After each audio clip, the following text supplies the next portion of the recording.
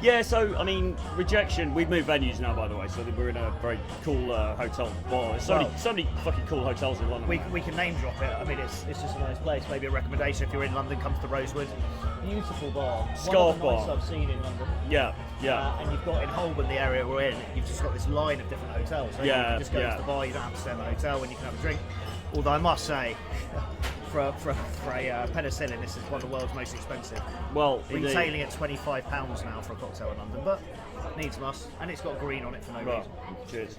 Salute. Oh, here we go. So I've got a Diet Coke, which is probably even more, probably like £35 Diet Coke. 40. Yeah. What do you pay for a room in the Rosewood these days? Now, highest I heard is like £700. Highest? What about just normal standard room? Yeah. Standard room? Standard room. Standard room, some number? It's got super expensive here, but it's a nice vibe. It's a very good vibe. So, I mean, we're talking about Rejection, and obviously we're trying to make this relatable to the average dude. But maybe a side tangent just on the Rejection piece. Yeah. Because everyone loves a side tangent.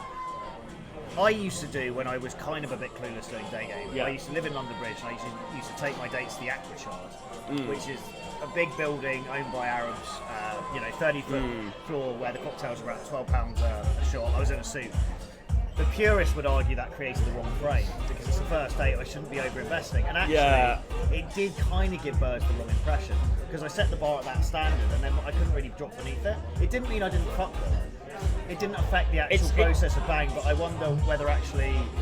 Do you know what? It's a really interesting topic, this, actually, because I've been talking to my girlfriend about this recently, because I was very much under the spell of Mr.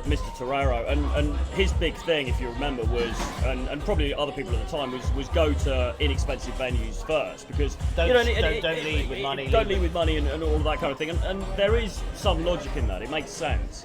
But what I ended up doing, and I was living right in central London at the time, so I ended up taking her to a fucking, like, I think our first date was like an O'Neill's or something, and then we went to the one in Soho. And then there was a football game on at some other shitty place. I took her there. Now we ended up, There's something quite cool about that in a way, because it's been a day game approach. So it kind of enables it to be a bit like, well, spur at the moment. I think it does, but I mean, now looking back, some years later, it's not that I feel ashamed about it, but it's a bit like, would I do that now? I'm not sure that I would, because here's the thing, right? So for me, I would probably more likely come somewhere like this on a date. For a first date? Yeah, and I don't think that is leading. I mean, Matt, you could argue the point. Maybe you think differently. I don't think it's particularly leading with money. Does it depend on the girl you're dating? Would that influence it? Yeah, maybe. But I also like nice places. So do I. So, like, one of my favourite things in London now, and actually I've explored quite a few of them recently, is some of these hotel lounges. You've got these hotel lounges. Well, like this. Yeah, you don't have to be staying here. And also it creates this impression of this kind of man of mystery. You're in a suit, you've got a bit of chat, you're not beta. Yeah. This is where it gets black and white, because some day game northern purists would go, oh, you're wearing a suit, you're beta. It's like, no, it was Wolf of Wall Street beta, it's the DiCaprio beta, no. It's you can wear whatever you want. You can wear gangster clothes and be a complete beta, right? It's got nothing to do with clothing. I think it's sort of like... It could create the wrong impression with the wrong type of girl. I think if you're dating sugar baby style girls, and they're kind of setting the frame of let's go here, let's go there, that might create problems, right? That's why it's a problem. I think if it's a regular girl and you take her somewhere nice, but it's not that you're spending thousands of pounds on that. Well, I mean, here actually the drinks are very expensive, so there is that. But I mean, you probably do like a couple of drinks maximum.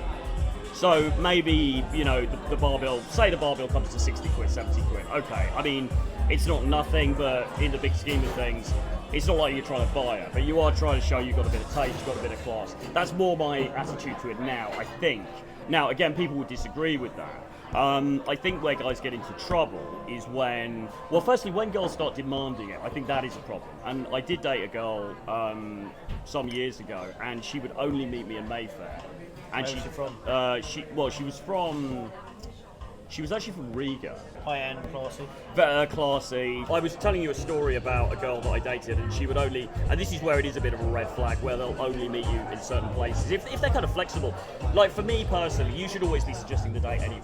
So I'm usually going to suggest a date in a place that I quite like and I think is cool. So I might say, all right, meet me in the Rosewood 8 p.m. Tuesday, because I like it, And even if she doesn't turn up or it's no good, I'm still going to have a good experience because it's just a cool place. Have you had it before? And for that, but within reason. First date, I don't really want to be shelling out hundreds of pounds on a girl, out of principle. But I wouldn't. Have you had it before where the birds turned up and she started trying to order loads of expensive food? Yes, yes. What do you do in that scenario? Well, it's difficult. I have had that experience where. Do you kind of go along with it, or just go, well, I'm not eating, or how do you play it? Or how should I play it ideally? I've got to admit that it happened to me some time ago in New York. It was this Russian bird, and basically I did what I would always do, which is say, right, let's meet, couple of drinks, see how it goes. And she turns up and she's like, no, but I'm hungry. What food do they have? And it puts you in a it puts you in a somewhat awkward position because you're either going to play hardball and you're going to go, no, that wasn't the deal, or you're going to go, okay, all right, okay, I'll and it also deal with depends this. how expensive it is. Yeah, so I mean, it was. So what we ended up doing was getting a bit of bar food, which was. So that's the kind of a nice one to me. You can get away. Yeah, I mean, and sometimes as well, it happens the other way around where I'll go on the date and then I'll get hungry and then I'll say, actually, That's okay because you're leading the frame. because you're leading the frame. I'm still astonished. My flabber is still gasping by guys recently coming to boot camps who've been talking for a while, still going on the first date as a dinner date.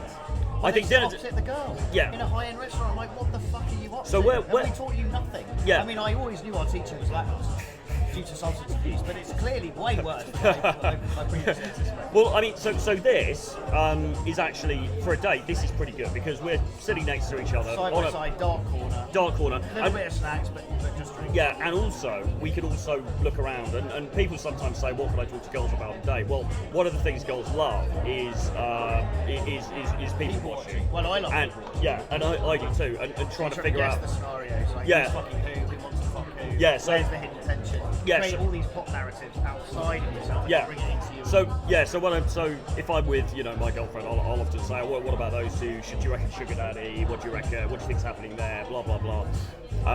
And then we joke and we say, "Oh, what do you think people are saying about us?" And so, yeah, definitely sugar daddy. I used to fuck, marry, kill, and now I go more extreme. I'll say things like, Cleveland, which one would you Cleveland steam? And I'll go, what's that? And I'll go, oh, look it up. And they'll look it up and go, I'll be like, oh, well, sorry. I mean, look, yeah, just don't decide. Which one would you like? Like Rossi to Umbrella, or like, I pull out all the stupid ones. Angry Pyro. Yeah. But I think, Well, Russell, and on that note, Russell Brand's kryptonite, what he did very well is he's incredibly playful but incredibly sexual. And Yes. he mixes those energies Yes. together. Yes. So if you're very comfortable being playful, it shows you what he is. If you're very comfortable being sexual, it shows you're a sexual beast. And you can mingle those together. Women love it.